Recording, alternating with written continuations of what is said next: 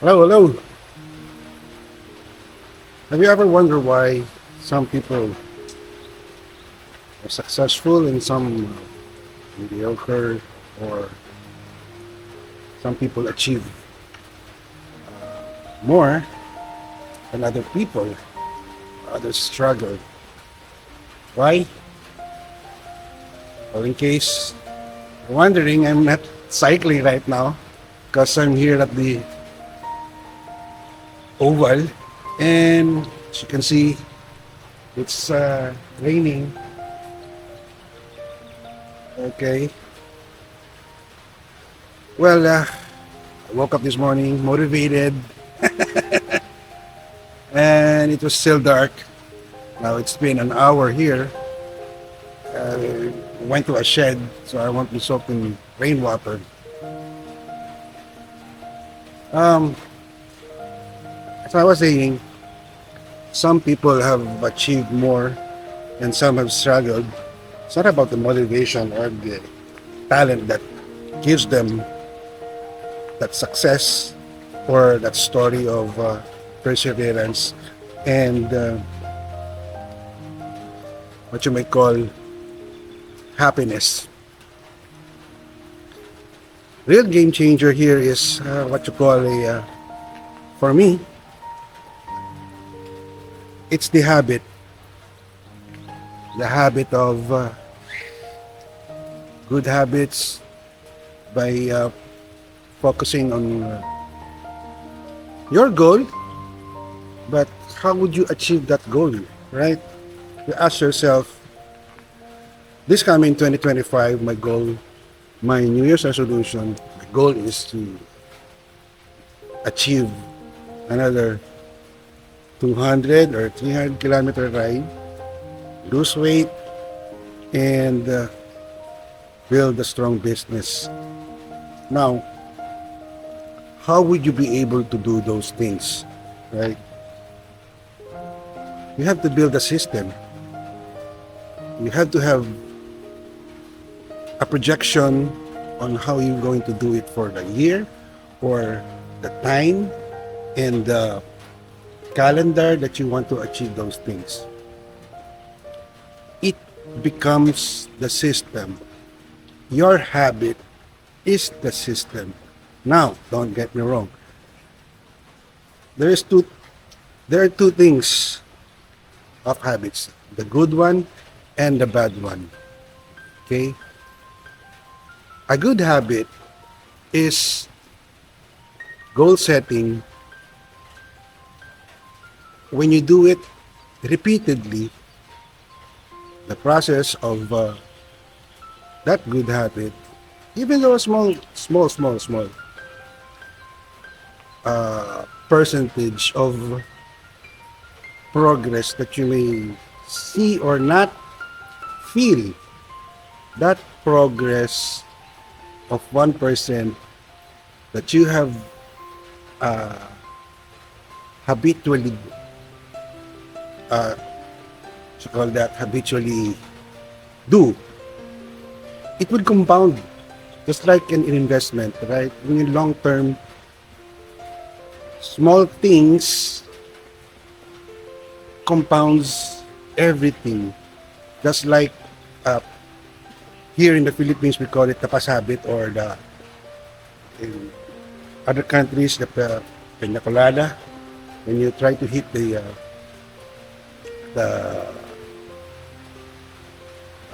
goat or something like that,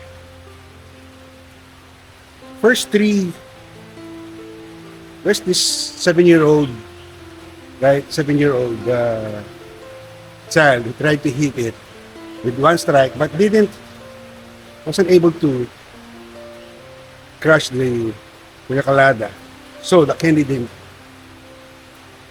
fell, right? Now, it's just like another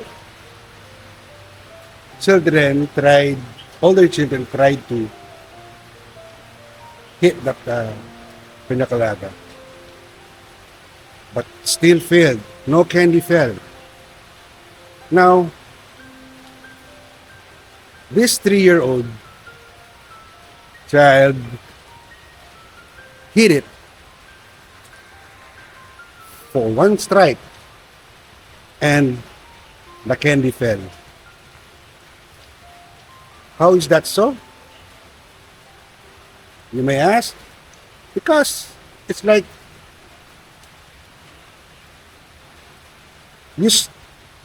those children or those people who was ahead of that 3-year-old was able to strike it little by little, until one blow of that 3-year-old child is able to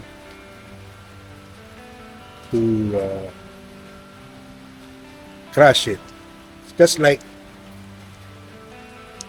in our journey, life, right?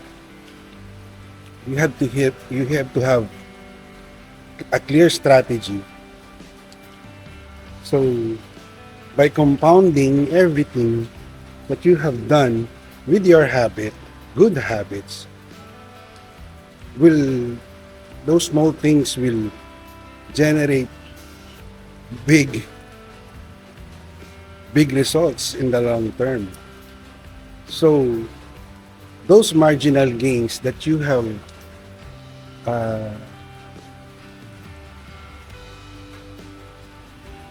done won't be wasted, right? So having a goal is it's a good thing. It's what you aim for. But how would you be able to get that goal? Goals are the results that what we want to achieve. But the system on achieving that goal is how we will go through the success, the pathway, how we will be able to go through that pathway by good habits, right? So just like that, how would you be able to go through that mud? Well, I have to stay here for a while and look for another way, or look for another trail that is more hard packed and that won't soak my bicycle. See?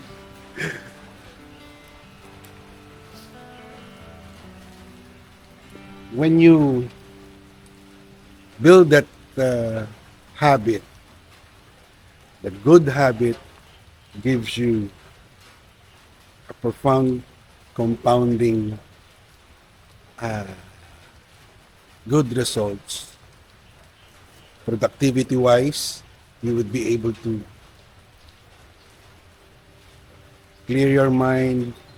When the system was built, how you train or how you train your people, you try to learn the habit of training them. You try to teach them, you train them, you don't tell them.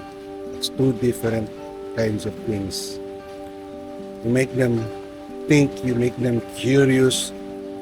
So when you utter some words that you want to say or want to impart to them, you want to share with them, they would be able to catch it like that in one snap.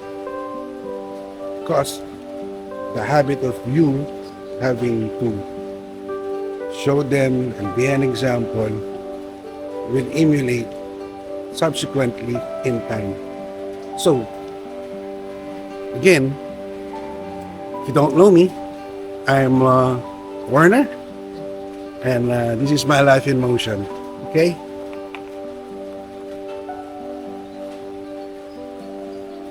Good habits really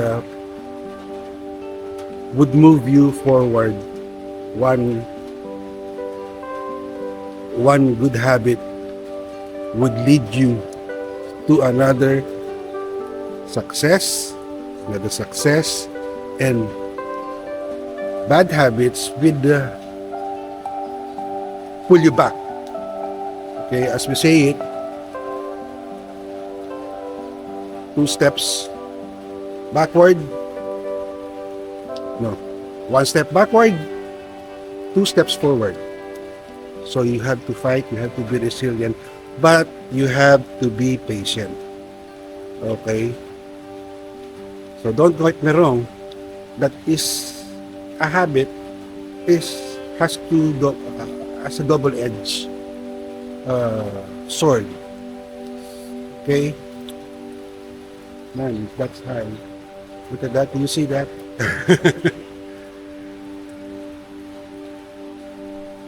Okay. One good habit is like when you go to your farm or you try to plant, you train, you train for a cycling event, you train for running, you want to lose weight, you want to quit a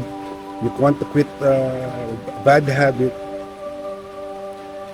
Percentage of it, it's like you're trying to plant one seed and then let it grow, right?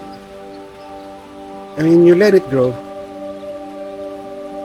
roots will come out, and that will be the foundation of your success. And that success is what I call fulfillment. Never a failure. But don't feel that what you do every day doesn't count. You might not feel it, you might not see it, but in the long term, in the long run, you would see a lot of big changes. Okay? Big results really, it takes time. That's like a good the GOAT of investors, Warren Buffett. See, he started investing when he was already in the 50s. And as he said, the best time to invest was 10 years ago. The second best time to invest, okay, is today. So, whether you invest on your health, you invest on your financials, you invest on whatever that would benefit you, invest on that good habit. You build that system, and that system will bring you to your goals. Okay? That is what you call a habit of compounding interest. That's like in the investments on your stocks or whatever business that you have. You invest your time, right? Those small things would generate a lot of things.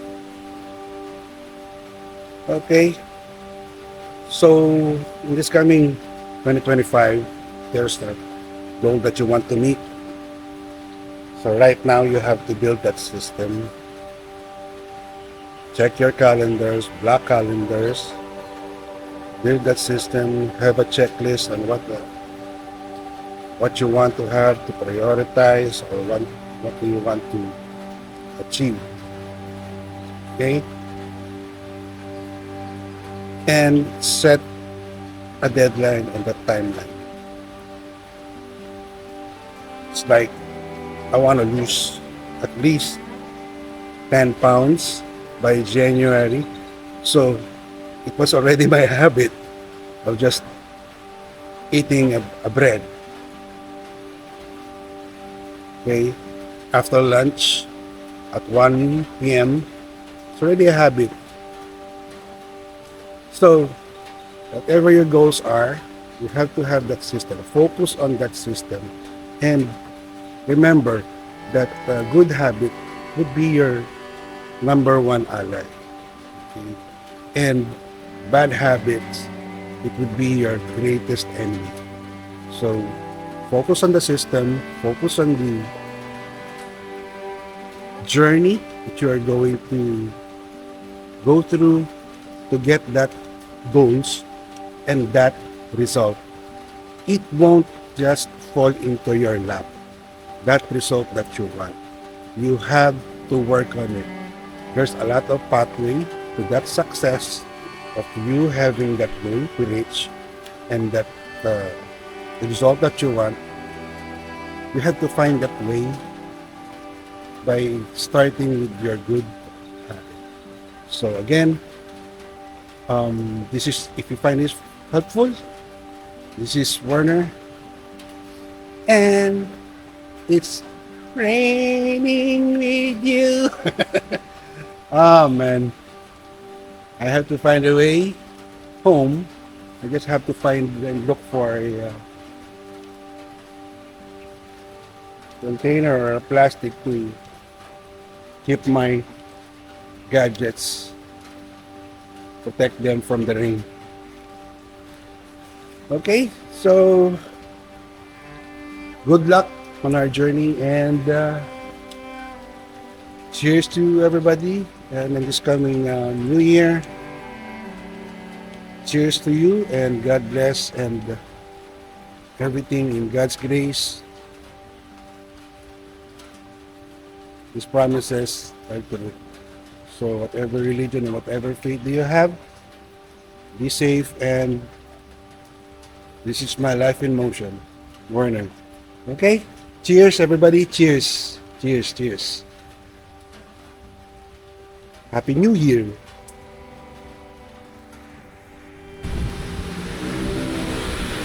Raining. Ganom.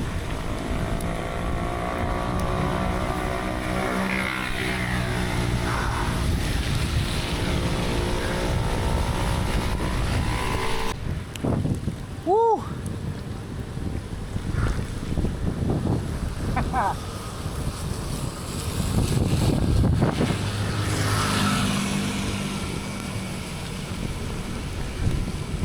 Yeah!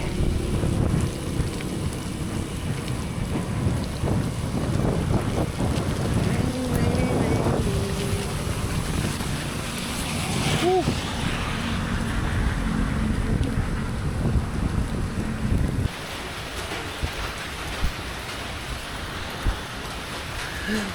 Gah! Patay! Umuulan. Tayo makapag-bike at naulan. Grabe. Lakas.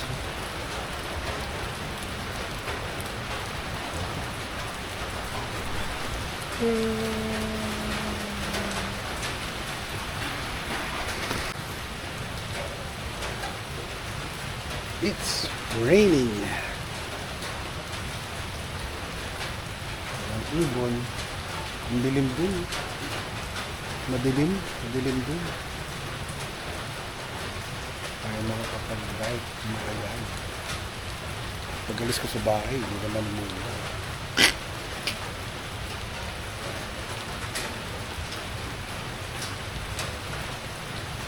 Babush!